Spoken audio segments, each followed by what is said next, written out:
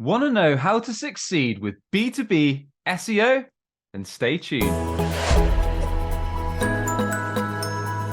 Hey, I'm Sam Dunning, co-owner over at webchoiceuk.com and host of the Top 100 B2B Marketing Podcast Business Growth Show. If you haven't yet, check out my weekly emails where I share actionable website, B2B marketing, tips, podcasts, giveaways, and goodies. You can give it a shot over at businessgrowth.email. So for this episode, I was invited on the Paris Talks Marketing podcast. We shared some best practices around B2B SEO tips, strategies, how to make best use of your content, media, and more. We also talk about using your website to turn it into a conversion machine to ensure that your sales team are fueled with a steady stream of qualified inbound opportunities. So with that, let's dive into the episode. Sam, welcome to the show. Hey, Paris. Thanks for having me on, man. Looking forward to the chat today. My pleasure. Can you tell us a little bit more about who you are and what you do? Yeah, so Sam Dunning, essentially, I run a web and SEO agency, webchoiceuk.com. So typically help a lot of B2B tech and B2B service companies that might be frustrated their website isn't generating a steady flow of qualified inbound ops for their sales team. So whether that's with organic search or looking at their website, helping improve the conversion rate and also making sure the leads they get are qualified and ready to speak to sales. And then, like you mentioned, I also run a podcast. So I often interview marketing leaders each week on Business Growth Show and share my own tips across websites and SEO. And in between that, mess around on LinkedIn, posting things on what I've just talked about. And I've got a family. I've got one 2.5-year-old. So hands are full with lots of stuff, my friend. Sounds like it, yeah. We're all messing around on LinkedIn on the side to different degrees. For sure. But it sounds very, very familiar because you're running an agency, you're podcasting, and you're messing around on LinkedIn. That's pretty much how I spend most of my days also. So let's dive into it because our audience is mostly SaaS companies, B2B SaaS tech. And my sense is that a lot of times they build a nice website, but then over time they start to ignore it. What are some of the biggest mistakes that you think most B2B SaaS websites make, and how can they address those? Oh man, there's a lot, right? So if we're talking websites only before marketing, I suppose one of the main issues I see, there's two really, and they come across design and messaging, but both interlink.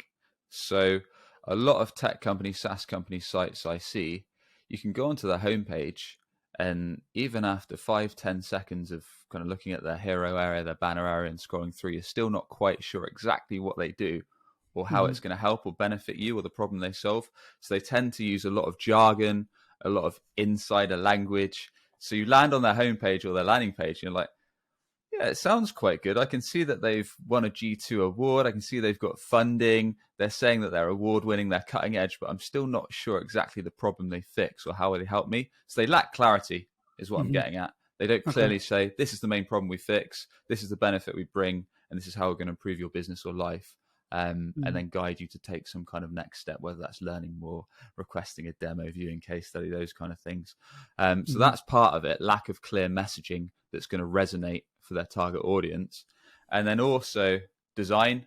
So a lot of businesses, a lot of companies, especially in tech, kind of design the site around what they think looks good, what their team thinks looks awesome, instead of actually going out, talking to their existing clients, their target prospects, and understanding what they really care about, the kind of look and feel they're going for, the main pages on the site that they're actually interested in seeing. I mean, typically B2B buyers want to quickly get an idea that you're going to be able to bring some value to them, want to check an idea for pricing, want to see some proof of results. And then if that checks all the boxes, they're going to want to speak to sales. And yeah, those are probably two of the biggest mistakes I see, but happy to dive in deeper.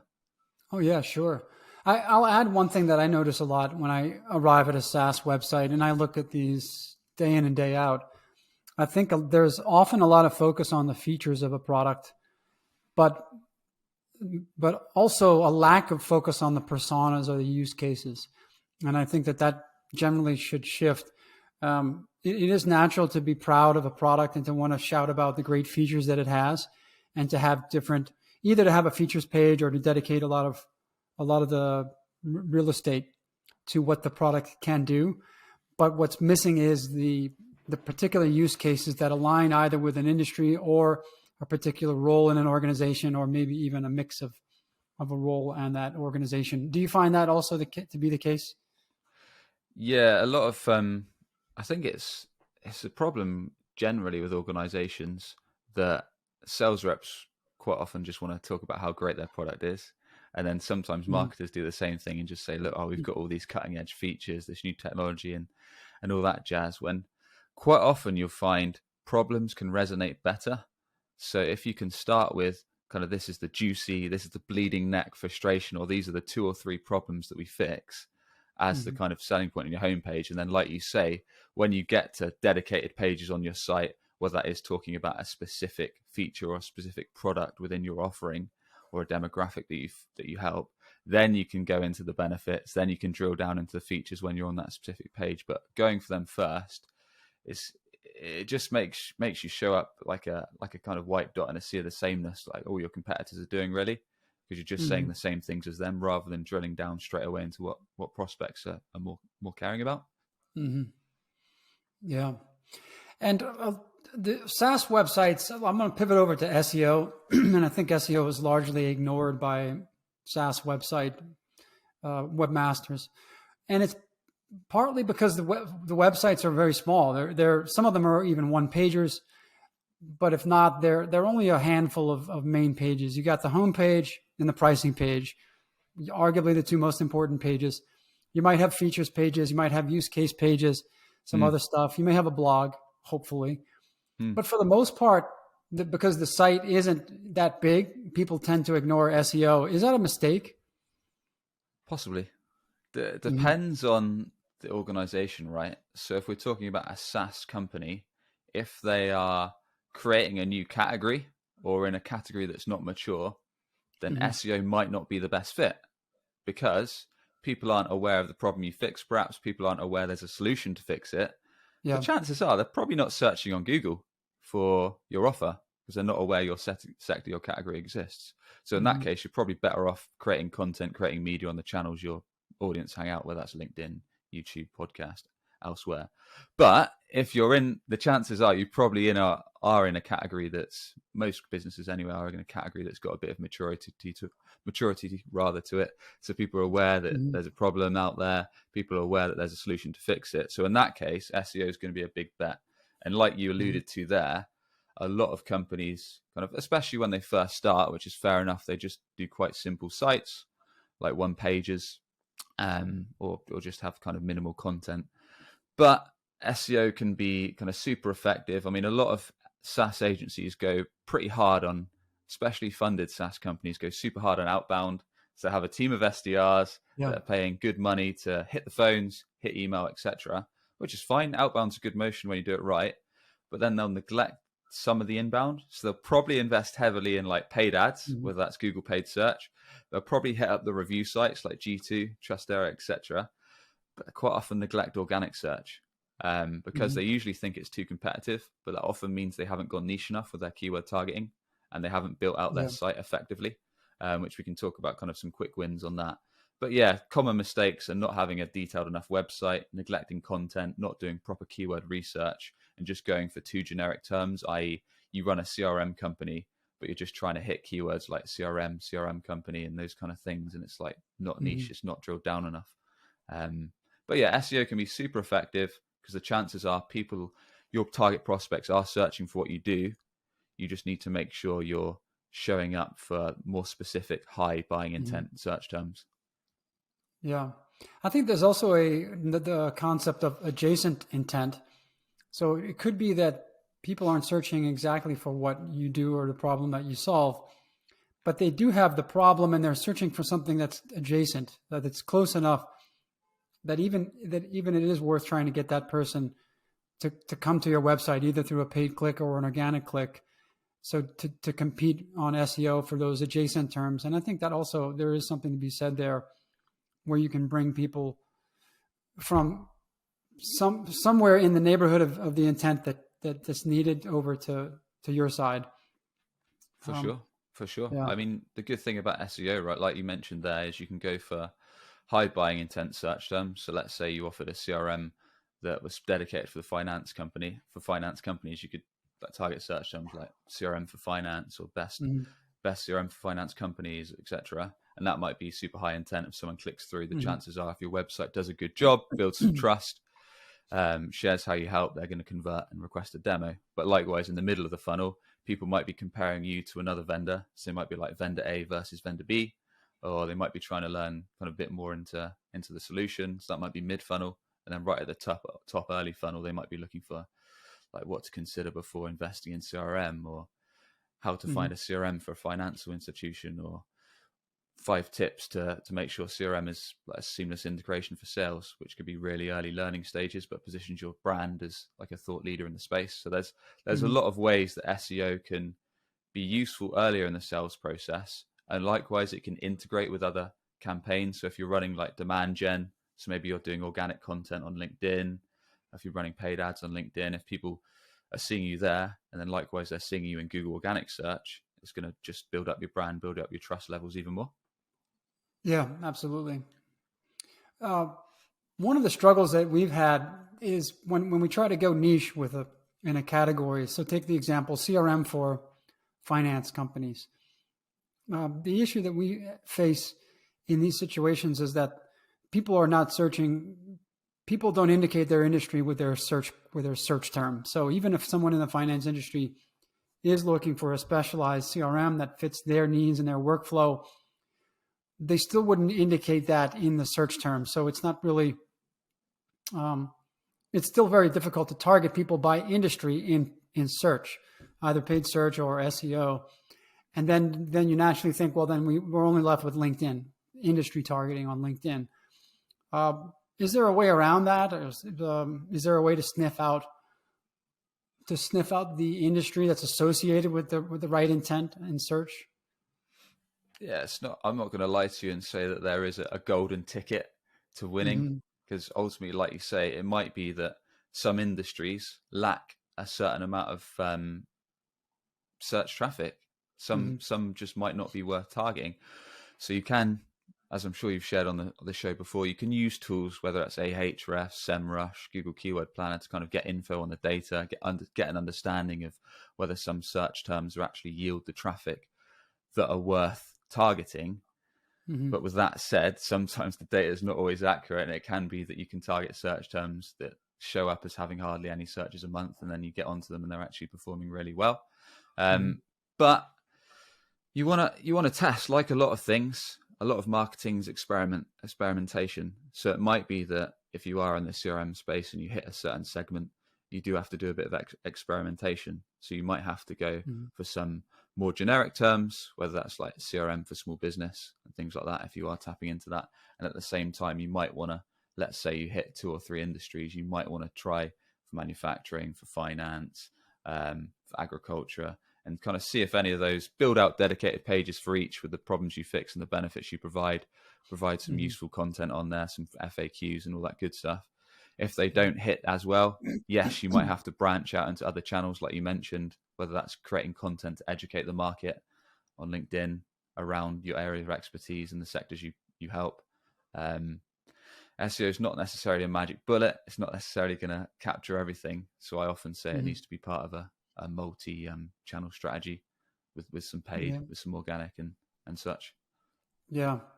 I would also add there that the Google Search Console also gives you great data, which is looking backwards instead of looking forward. So if you wanted to launch industry focused pages and you still had some doubts of whether or not there was enough search demand to really justify creating those pages, maybe the keyword research tools wouldn't show you that search demand. But then if you launch those pages later, you see that Google's sending a lot of traffic to those pages, and you can dig into the actual search queries that are coming out of Google Search Console.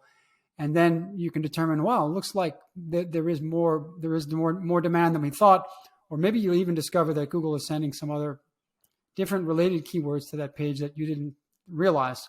And then that Yeah, could lead you to either consolidate pages or create new pages yeah. Another based on that. that's a nice tip.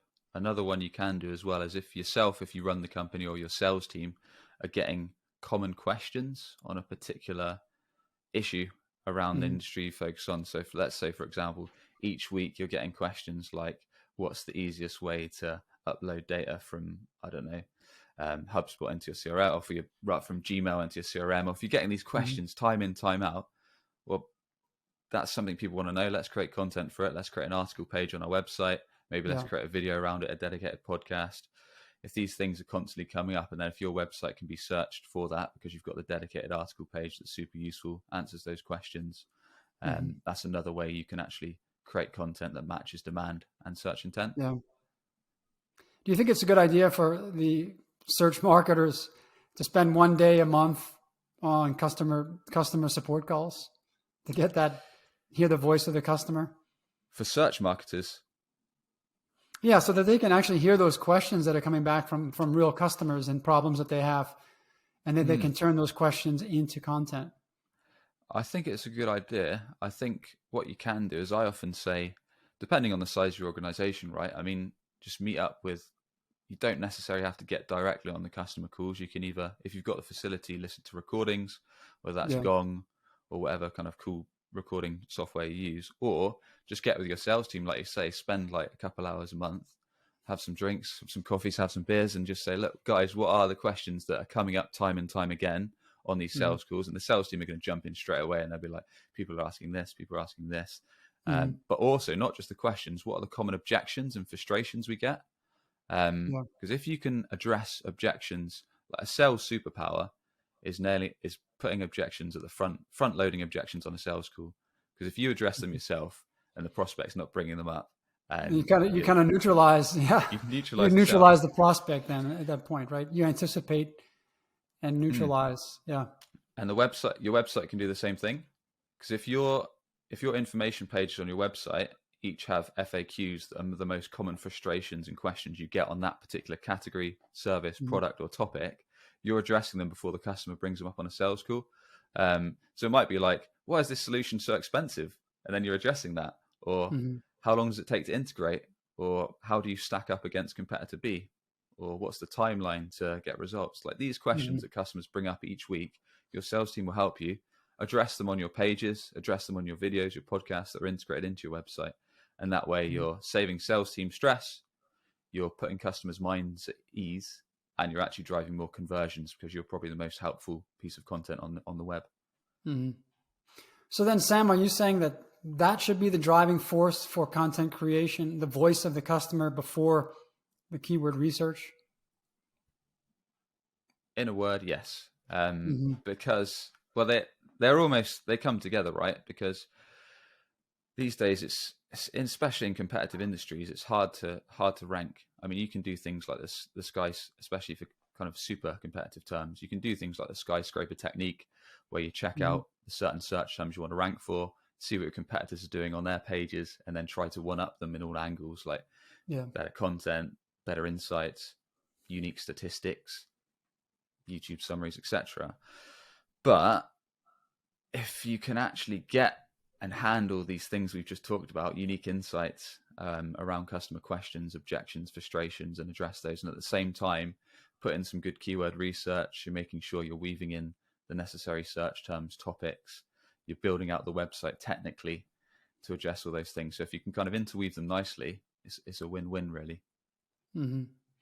I also have found myself more and more going into the people also ask section in the search results, and oftentimes it's pretty high up on the page. Sometimes we have the featured snippet, and then the people also ask, and then below that you've got technically the first ranking result, organic.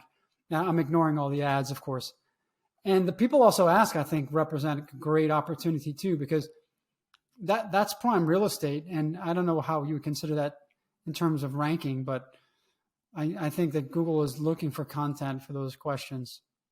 And if you can answer their customers' questions and problems, I think there's a good chance to get in that people also ask section. Yeah, it's a nice point. I mean, ultimately, if you just try and create content off the top of your own head or the top of your marketing team or your content team's head, it's like your mind is a limited resource, but also going back to what I said at the start, you're kind of designing it around, or you're building it around, crafting it around what you think is going to work.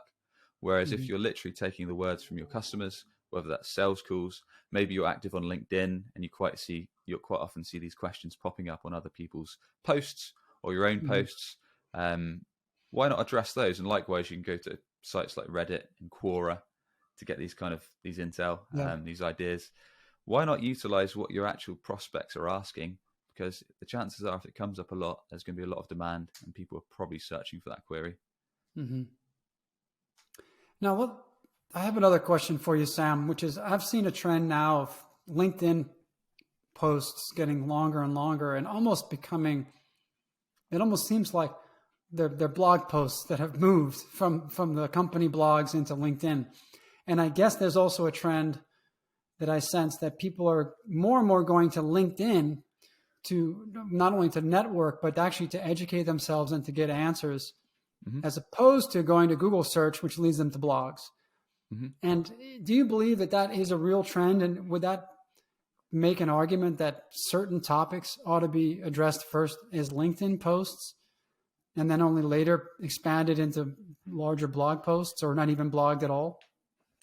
Yeah, I often argue with Chris Walker on his posts when he says that kind of SEO is dying out almost, and people are now using dark social, whether that is kind of social, LinkedIn, or what other social channels they're on, and then going to internal hidden communities like, well, that's WhatsApp groups, Slack Hangouts, etc. Now, you're right. A lot of people do find information they need, educate themselves on LinkedIn, because it's a great platform for B2B. You can literally connect with a bunch of people in markets and industries you want to learn about, learn information quick in the feed, whether that's long form text posts, video posts, article posts, image posts, videos, whatever. Yeah. Great channel. I do it myself, and I've kind of won business from there, and I often do business with people after I follow them for ages. But the thing to remember is that everyone buys a bit differently. So if you limit yourself to one channel, not only that, but LinkedIn's a rented space, so LinkedIn can change the goalposts as they like to do, change the algorithm. So you're kind of limiting yourself to rented land if we're looking at it from a B2B SaaS perspective. So having multiple lines in different platforms and channels is always smart to build up brand, build up awareness, educate the market, and also, most importantly, generate inbound. So LinkedIn, very good channel, completely agree. But people still go to search. People are still... some people will only use LinkedIn, will only use communities. Absolutely right. Might use YouTube, might use podcasts. Other people will still use search, whether that is searching a query, searching directly for a type of company, or comparing companies. They can use search, and whether they're going to click the organic listing, the paid listing, or maybe they'll go to a review site, because review sites tend to rank super well, like G2, Clutch, etc. So people have different buying habits. People research things differently. If you limit yourself to one channel, you're ultimately hamstringing your business, especially if it's a rented channel like LinkedIn or another social channel. So it's always good to have assets you own, whether that is organic search, website, email list, podcast. That way you've got multiple lines in the water. Yeah, that's a good way to think about it. It's not an either or question. There's no reason why not to do both. But I think now, if the two coexist, I still believe that LinkedIn and social, dark social, that's still going to be relatively short form content compared to what you'd put onto a blog. And you are right, though, to go back to your previous point there, like some content that does show on Google isn't as relevant. There is still blog posts that are just more clickbaity and not really, like you say, you can go to LinkedIn and get more insights, but then that's your job as the business or the marketer to actually make sure your content does all those things we just talked about earlier, to make sure it is genuinely useful to your customers, not just yourself or what you think's good, and tries to position your brand, your company as the go-to in your industry. So you've got to consider that, because if not, then people might just disregard your blog and go to another channel like LinkedIn or a community to get advice. Right. Yeah. And all this being said, I still believe if you go to a website that doesn't blog actively, that to me, it's a perception issue. I question, well, why aren't they, there's a lack of thought leadership here. Maybe they do have a great product, but why is the last blog post from 6 months ago and then the one before that was 3 months prior. So they've given up on that. Why are they not, investing in this? And it raises a little bit of credibility questions immediately if I see that. Other than blog posts, though, what are the types of content can B2B SaaS companies get into a regular habit of producing that can drive that consistent organic growth and also contribute to conversion rate optimization and lead generation? Yeah. So I guess from the organic side of things, I mean, you want to start with the basics, right? When it comes to mapping out your site. So like you say, a lot of SaaS companies have rather small sites, just a few basic pages to begin with, and then a demo form. So mapping out key pages. So let's say you've kind of done a bit of research into some of the search terms you actually want your website to rank for, whether that's people looking directly for what you do, whether that's people comparing options, whether that's people just trying to learn more about the industry or at the top of the funnel. Then you want to make sure your website is a useful resource for those pages. So quite often that means just simply mapping out, doing good on-site SEO, on-page SEO. So having a dedicated page for each of the main services you offer, each of the main locations you serve, each of the main demographics you serve, and then making sure those pages follow best practices, addressing the problems you fix, the features, the benefits, having some unique insights, maybe having some case studies, social proof, testimonials, answering those common questions like we talked about. So really making sure they're super useful resources, not necessarily just sales focused, but also building trust, answering questions, and then having that call to action to take the next step. Like you mentioned, having our blog section, again, gonna help you rank. And all that good stuff. And then in terms of off-page content, I mean, there's a lot of ways you can go about it in terms of organic SEO. So they're even the best, if you're going for super competitive terms, like there will be in the CRM space example, even having the best possible content or article pages, it might not rank if there's kind of giants you're trying to compete against. So chances are you're going to probably need to build some links because your competitors are doing it. And to actually juice up those pages, you're probably going to need to build some quality links, which is something we've not talked about just yet. So there's actually quite a few free ways and lesser known ways that B2B SaaS companies or companies in general can build some decent links. And quite a lot of them are just under your nose, like you're not even thinking about them. So some ways that I often share, one is podcasting, just like we're doing now. So you can literally go on to a site like chartable.com, which is a podcast chart site. You can search for the location you want to tap into. You can search for your industry, and then you can view the top 50, 100, 200 podcasts in your sector. You can reach out to the hosts of those shows, organize an interview with them, whether you reach out on LinkedIn, email, however you want to connect with them.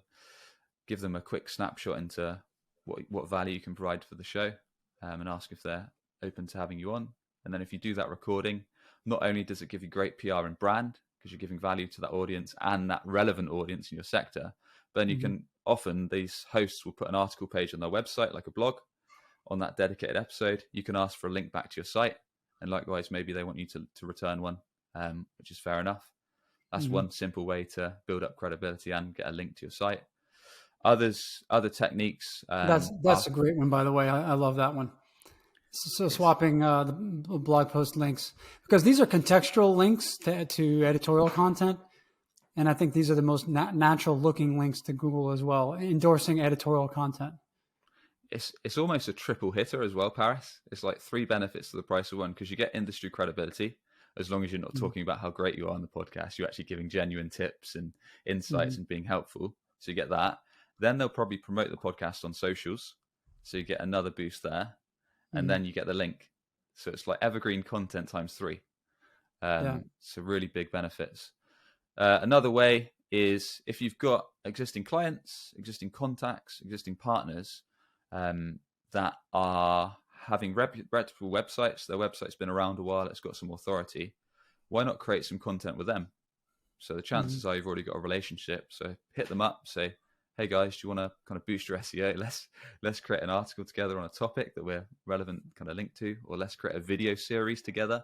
Like in our case, so we do websites and SEO, maybe we'd hit up like an analytics company like Hotjar, or I don't know, a heat map company, and just say, look, do you fancy creating some videos together on talking about the problems we fix, educating the market, being useful, put out a little video series, put some articles together on each other's websites, and again, a nice kind of good hitting backlink for each other on those. Yeah. Those are just a couple quick things that you might not have even thought about, that you can kind of get some nice links and also at the same time create some brand and credible content. Mm-hmm. In your opinion, Sam, do links are links as powerful in the algorithm today as they were years ago? It's a tough one because content can rank without links, especially Mm-hmm. when it's niche and it's more longer tail. So it's not just one or two words search. So when you're going more longer tail, when you're going for more specific queries, like we talked about earlier, like a dedicated segment in the CRM space, chances are if you create super good content, it's well optimized, it's well thought out, it could probably rank.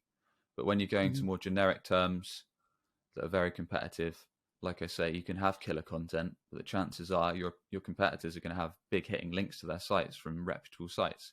So if you're just trying to put out decent content, probably not going to stand a chance. So that's Mm-hmm. when, kind of, in my opinion anyway, building some quality backlinks is actually going to help you. When it gets more and more competitive, that's when they come more into play. Mm-hmm. Do you think it's okay to buy links? Most people say they don't, but most agencies, most companies, most people do. Mm-hmm. So as long as you're doing them, and as long as you're getting them from ethical sources, then Mm-hmm. most companies I speak to do. I don't know what your thoughts are. I think it's okay. But I think it's okay to compensate someone for value that they're giving. Um, and I also realize it's clearly against Google's guidelines because it's manipulative in their algorithm. But I think the reality is that for the most competitive terms, a lot of those rankings are driven by paid links. Yeah, it is. It is. And think about it in other industries as well, like moving away from SEO, like B2B is coming more into influencer marketing as well, which is Yeah, almost like on a same thing. Like you're paying for links yeah, to yeah. boost your Clearly, Google those people get credibility. paid. Likewise, B2B, you might pay to sponsor an industry relevant podcast. Mm-hmm. Some people even pay like well-known influencers on LinkedIn to do posts for them. All these kind Yeah, of things are coming into play. It's not that different. yeah, yeah. Uh, Yeah, I mean, I think that still SEO has been around, and one of the most popular things to do is to say that it's dead. And every couple of years, that there's another movement of that SEO is dead. But what you really are implying there is that people have stopped searching, but that's clearly not the case. And I think even Google has made huge efforts to stay on the cutting edge of how people are searching, because now that most searches happen on mobile devices, the method of searching is very different. People are speaking more, they're asking questions, and that long tail is getting longer and longer when you consider that people are speaking into their phone now instead of typing a 3 or 4 word query into their laptop like they did 5 years ago. I Um, think, yeah, I think it's more it's about not that. adapting really to that. Yeah, exactly. It's not that SEO is dead, because I mean, it's, for example, it's our number one source of inbound, and it's a lot the same for clients. But it's more that people's habits have changed. It's like you say, people aren't necessarily just going to Google search. They might search queries, they might learn more there, but they're also going to other channels. So they are Mm-hmm. B2B wise using LinkedIn, checking things out on YouTube. They're listening to industry podcasts. They're asking their peers and communities and hangouts and channels like Slack. So they're doing a mix. They're maybe using LinkedIn ads as well. So if you can take that multi-channel approach, and if you can kind of show up in organic search consistently, and you can show up on the other channels as a useful resource, and at the same time position your website not just jamming a load of content and keywords in there, but actually trying to make it as helpful as possible by doing all these things that we've talked about to actually educate the market, to answer questions, to handle objections, then SEO is going to be a winner for you. And at the same Mm-hmm. time, you've got a solid website that's designed for ideal clients, that does build trust and that can convert effectively and kind of follows good technical, like it loads fast and all that good stuff, and works smoothly on Yeah, mobile and PC. Then yeah, it's going to work when it's done thoughtfully. yeah. Can you help explain to our audience this concept of core web vitals? Core Web Vitals. Yeah. I can to a certain extent. It changes. I mean, the thing is, there's a bunch of things to think about. Some things, quite a big part of it, or a big part of when they first launched the Web Vitals update, was things like page speed. So making sure your site loads fast, which some companies like to over optimize for it, some under optimize, and some sites are just super slow. And chances are, if your website's slow, it's going to frustrate a prospect and they're going to head to a competitor. So making sure your website loads smoothly, loads quick, whether that is checking it on a tool like PageSpeed Insights and making sure common issues are things like having too many animations, having scrolling banners, having heavy videos, heavy images, all that kind of stuff, using too many plugins if you've got a WordPress site. So using tools like PageSpeed Insights, you can literally see how fast your website is on mobile and PC. It gives you a bunch of tweaks and changes, and then you can look to optimize those with your web team. Other things like making sure the website works smoothly on mobile and PC. So a lot of companies are still doing old school responsive design that just adapts to devices, but actually going for a mobile first design. So you design separately for mobile and separately for desktop. So you can give people an awesome experience no matter what device they open on, and mapping it out nicely. And then kind of the back end of your site. So if you use a platform CMS like WordPress or another open source, making sure the platform's well maintained. So we're keeping the platform up to date, not using too many plugins to bloat out the site, keeping those plugins updated, keeping it secure, using an SSL certificate to keep the HTTPS padlock up. Those are just a few. There is quite a lot of other bits and pieces. And in your work with your clients, how much of it, how much of the ongoing work after upfront, I presume upfront audits, how much of the ongoing work do you focus on maintaining the technical foundation of SEO health and hygiene versus helping them to build out content so that they can grow organically?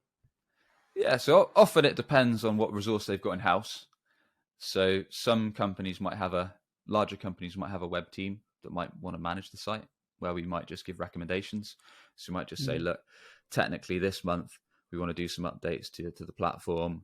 We've reviewed that we need to update, I don't know, the heading tags, the metadata. We need to do some of that, but more to the actual kind of structure of the site.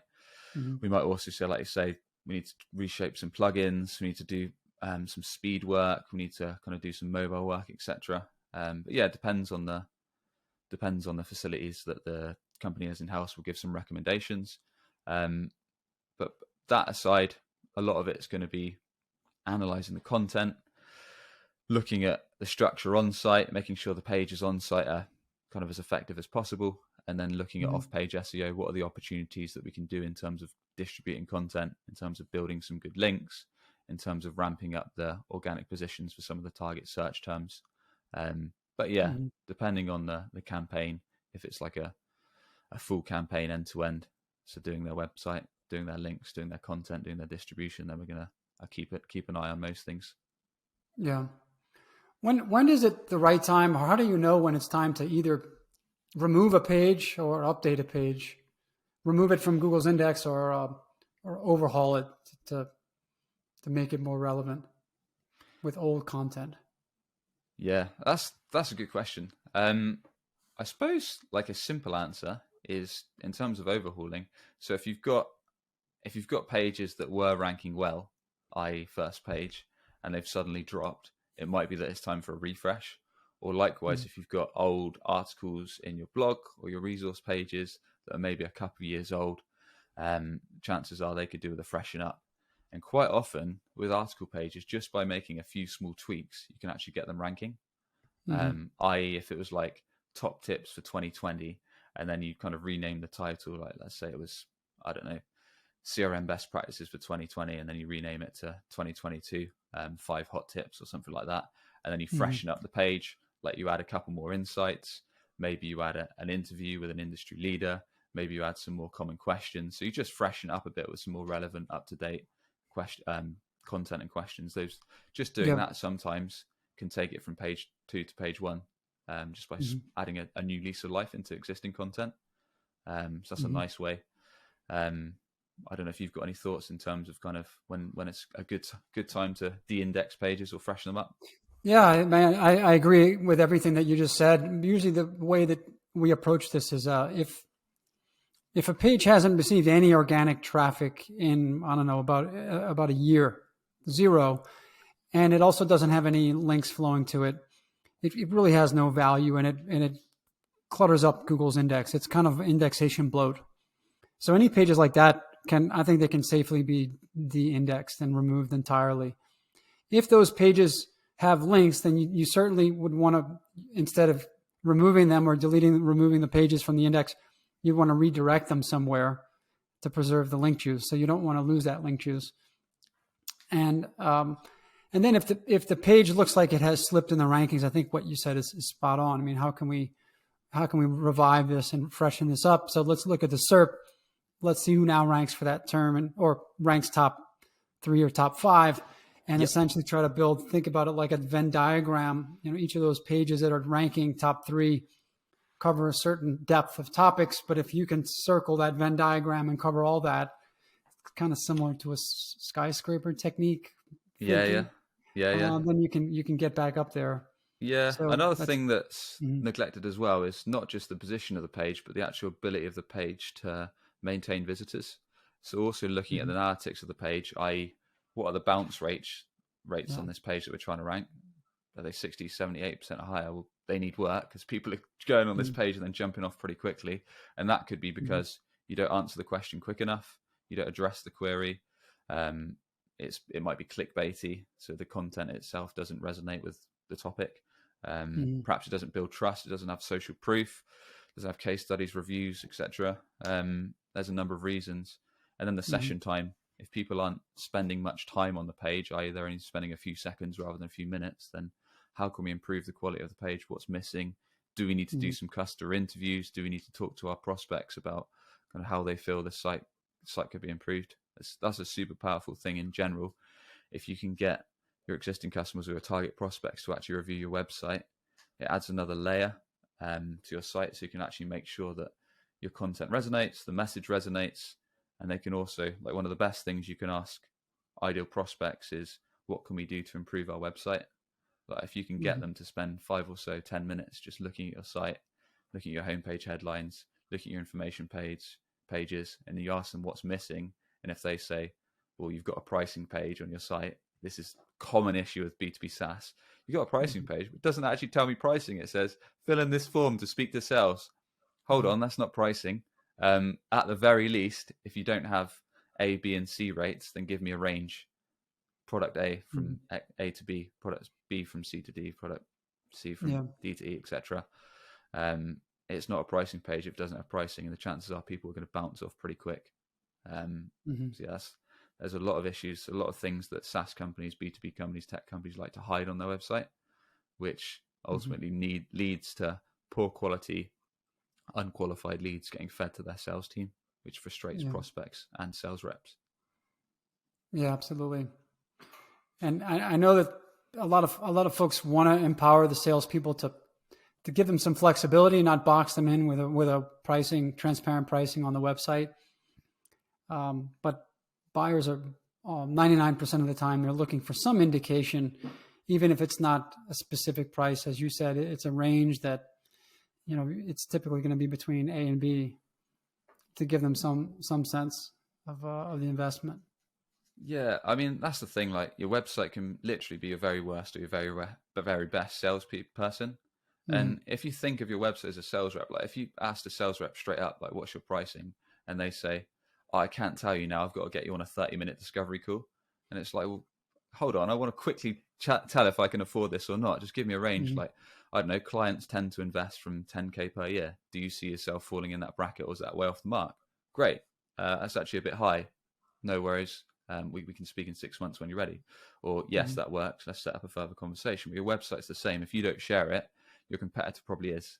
And if you're a buyer that's not got much time, you're a busy CMO, a busy sales director, whatever, you're just going to head off to a competitor that actually is more transparent.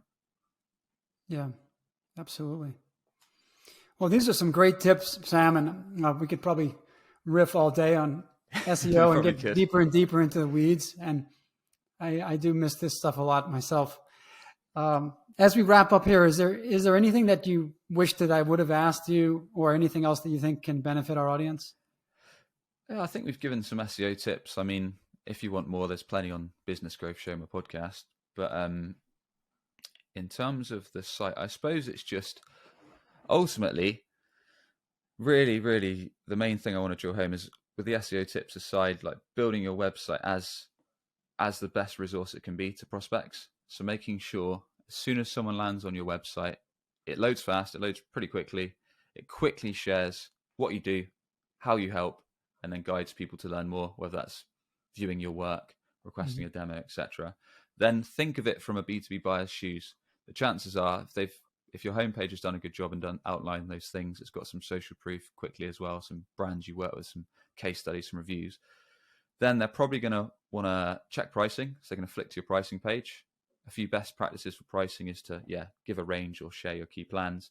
Then answer some common questions around pricing. Why is it so expensive? How long is integration? What are the common questions? Have some social proof there as well. Also, they probably want to see some proof of results. So whether that's a case study page, client stories, client reviews, etc.